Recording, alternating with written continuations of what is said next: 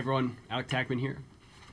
This is Go and Practice, Book 3, page 46. This section is called Matching the Bass Drum with the Snare. On this page, there's pretty much 5 very different ideas on it, so I can't cover them all in one quick demo at the beginning. But the general idea here is like sticking combinations, little licks that deal with like placement of bass drum strokes to kind of thicken it up a little bit. You get this almost kind of flam sound out of them. So let's just start right off with number 1. Number 1 is basically like generally a right, left repeated pattern as 8th notes, and you put the double rights on the bass drum. So we start with, I'll play it as 8th notes.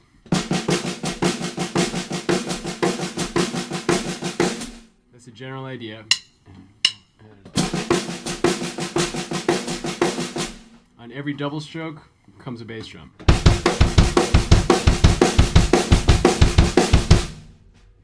You can begin that wherever you like on the count. You just got to round it off to get to the ending. So on this one, I start with the single and then kick in the double. So you got.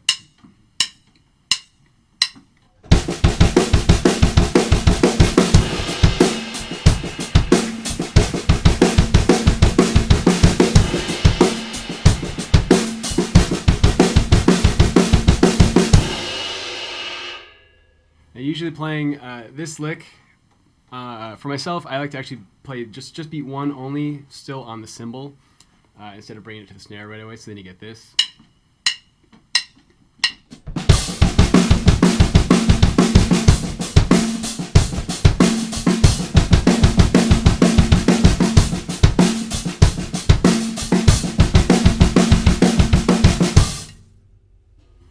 But yeah, that's that one. You know, it is basically up to how quick you can get the doubles out.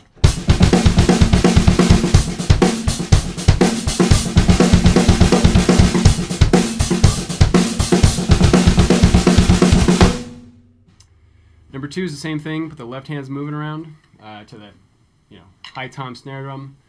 This obviously works better if you're coming from the ride cymbal.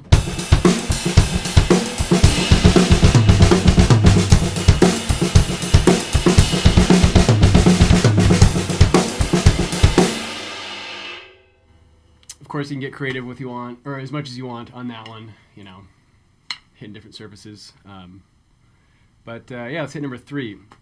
3 kind of cranks up the heat a little bit. Before you play number 3, you have to get good at a flam accent, that rudiment.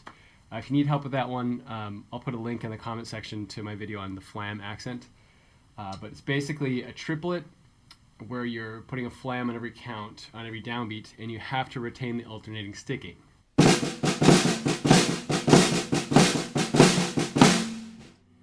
And for this fill to work, you got to make sure you're doing the correct type of flams and the correct sticking on this one. For number 3, you could maybe get by with cheating, but for number 4, it won't work. So make sure you're being honest with yourself on the stickings that you're playing, and you're doing an actual flam triplet. So number 3, play the flam accent as 8th notes, and then we're going to put the bass drum on the 2nd and 3rd partials of every triplet. So if we have just a standard flam accent, put the bass drum underneath them and you have this.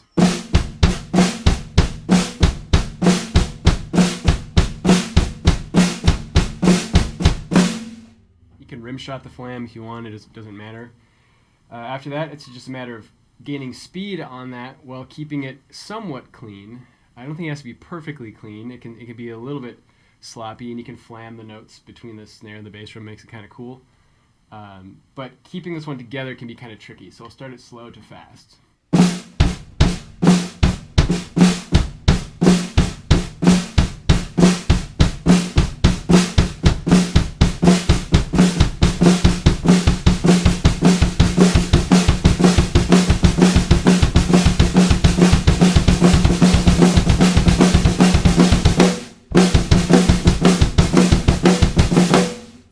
When you play it as 8th notes, you just got to make sure you keep track of where your meter is. We're in 4/4 time still, so you get this 1.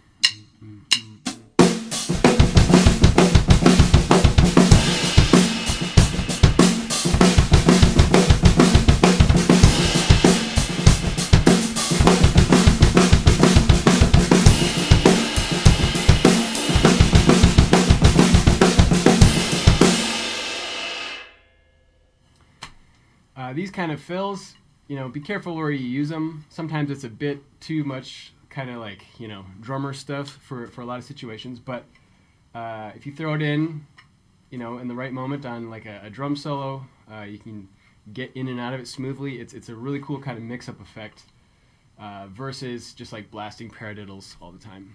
Number 4 is one of my favorites. This one's hard to get in and out of in the context of a solo, but it's the same thing as number 3, just putting the right hand on the floor tom, and it really creates this crazy layering effect. So it's still a flam accent. We're just now splitting our hands to get this.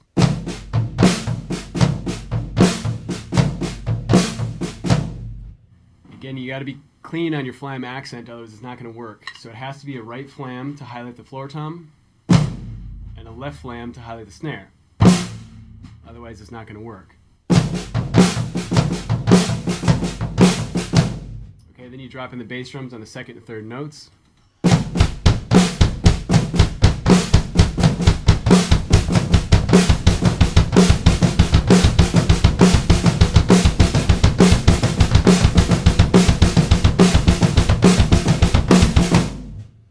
Just give it the same treatment of the 3/4 feel, 3/4 feel in 4/4 time.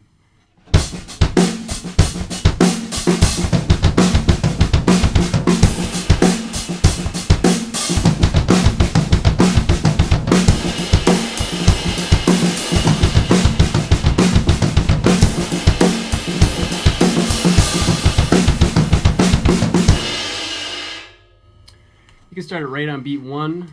You can also like begin it on the end of the beat or on 2. I kind of messed with it a couple times there, starting at different locations. You just got to be able to round it off. I also think this is a cool one to play in a drum solo.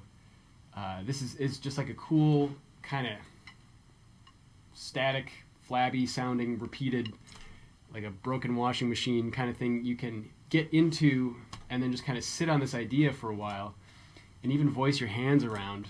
Just like spamming the same pattern over and over, but this one just works. It's a cool idea. So I just play around with it.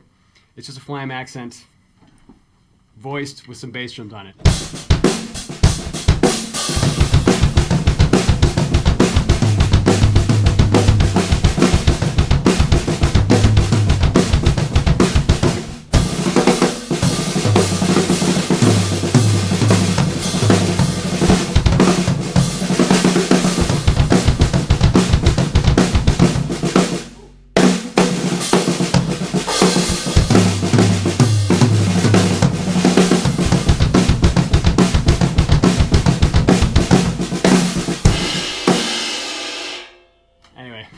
Sloppy exit there, but you get the idea of that one. So 3 and 4 kind of go together.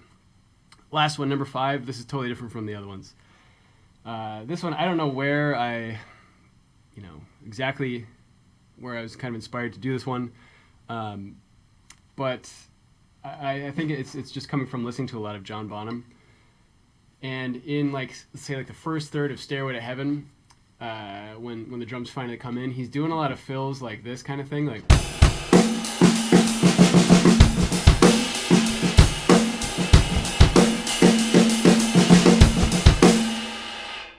A lot of upbeats, and like if I'm playing a song that has that kind of vibe, I like to do this idea here in number 5, and to kind of continue that John Bonham theme. You'll notice when you listen to a lot of his songs, a lot of his fills, when he's playing, like say a big bombastic 8th note thing.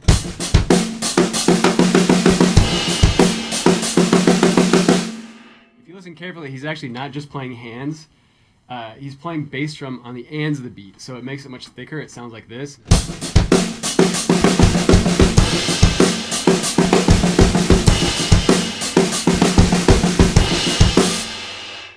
Same thing whether it's triplets or 8th notes. Okay, so that's just like a side note thing. You probably want to do that anyway in your playing, but to go back to that light, kind of more jazzy fill kind of thing, one thing I like to play a lot is just straight 8th notes in the left hand, is like a building of a section. So I'll go.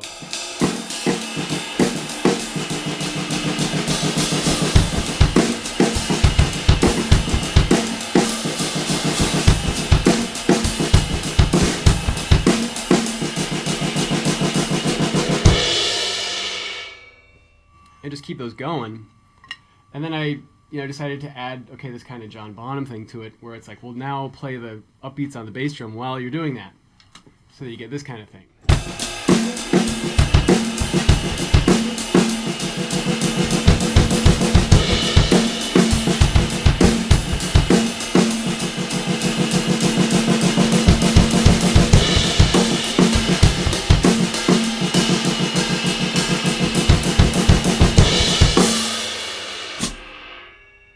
And that can be kind of a cool build-up, to the next section or whatever. But the trick with this one is, one, getting the left-hand speed to be able to hold that.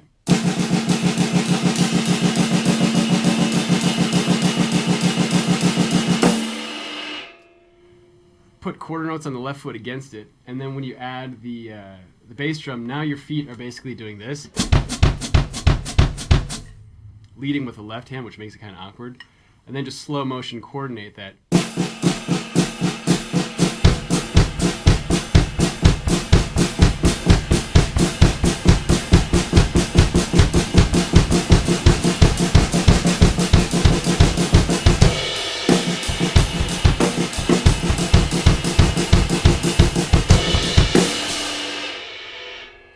I'll often crescendo and then just like bring in the bass drum later at the end.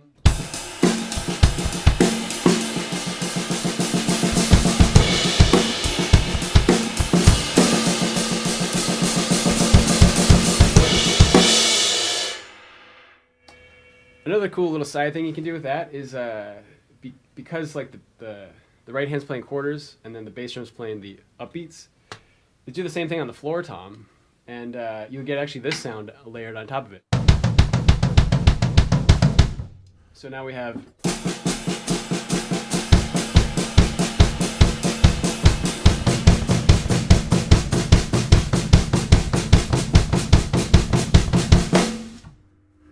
there's something cool there with that. It's kind of like you're playing, but now it's a little bit different color, something you can mess around with. But anyway, there's generally 5 exercises of 3 fills of maybe some different ways to use the bass drum in your fills. So anyway, thanks for checking out the video. If you got any questions on that stuff, just let me know. For the next few weeks, we're kind of going to be doing more of like the rock sounding fills and all that. We just got out of the jazz pages, so yeah, just look forward to more videos like this. But thanks again, everyone, for checking out the videos, and see y'all next week.